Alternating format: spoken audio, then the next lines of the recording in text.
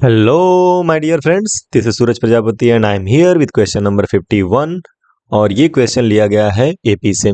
तो क्वेश्चन आपके सामने है कि if a equal to 10 and d equal to 10 then first four term will be, और ये आपके ऑप्शंस हैं। तो वीडियो को एक बार पॉज कर लीजिए, सॉल्व कर लीजिए और उसके बाद फिर वीडियो को कंटिन्यू करिएगा और सॉल्यूशन देखिएगा। ठीक है, बहुत ही बेसिक कॉन्सेप्ट पे ये क्वेश्चन बनाया गया है। तो आई होप आपने सॉल्व कर लिया। Now let us move to the solution. कह रहा है कि if a equal to 10 and d equal to 10 then first four term, आपको फर्स्ट फोर टर्म्स बताने हैं। तो बेसिकली क्या है कि जब आपके पास एक एपी होता है तो उसमें दो चीज़ें आपके पास अगर है तो एपी आप निकाल सकते हो। एक होता है फर्स्ट टर्म जिसको हम लोग ए से भी रिप्रेजेंट करते हैं, है ना, और एक होता है कॉमन डिफरेंस जिसको अपन डी से रिप्रेजेंट करते हैं।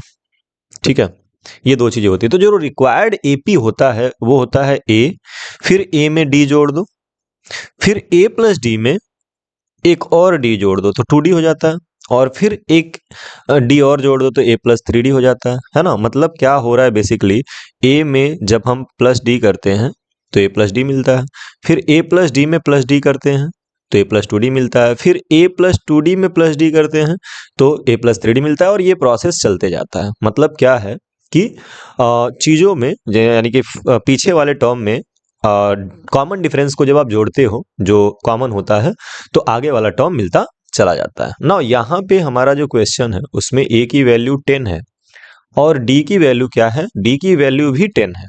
ओके, तो सबसे पहले जो फर्स्ट टर्म होगा, फर्स्ट टर्म वो तो 10 ही हो जाएगा। फिर सेकेंड टर्म जो होगा वो क्या होगा, 10 प्लस 10, है ना, 10 plus 10 that is 20।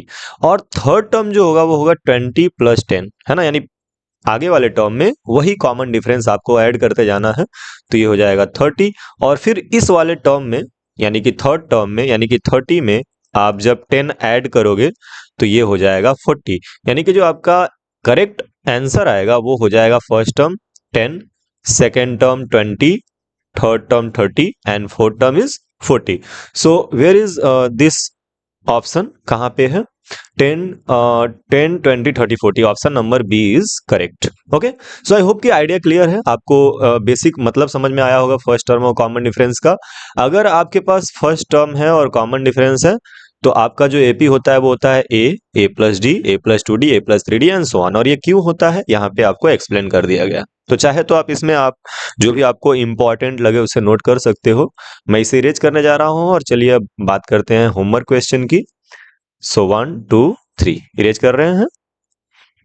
So here is your homework question जिसको आपको करना है, और इसका आंसर जो है कमेंट बॉक्स में जरूर छोड़िएगा। अगर आप यहाँ तक आ गए हैं तो जरूर सॉल्व करिएगा। क्वेश्चन एपी से ही है। कह रहा था first term and common difference for the AP is, आपको एक एपी देके रखा हुआ है 3, -1, -1, -3, एंड इसमें आपको बताना है कि इसके फर्स्ट टर्म कौन सा है और कॉमन डिफरेंस कौन सा है। So question is very easy and basic, आपके बेसिक नॉलेज की जानकारी होगी अगर आप इसे सॉल्व कर पाएंगे तो प्लीज सॉल्व करके इसका आंसर कमेंट जरूर करिएगा। मिलते हैं नेक्स्ट वीडियो में इसी क्वेश्चन के सॉल्यूशन के साथ, तब तक के लिए बाय बाय, टेक केयर।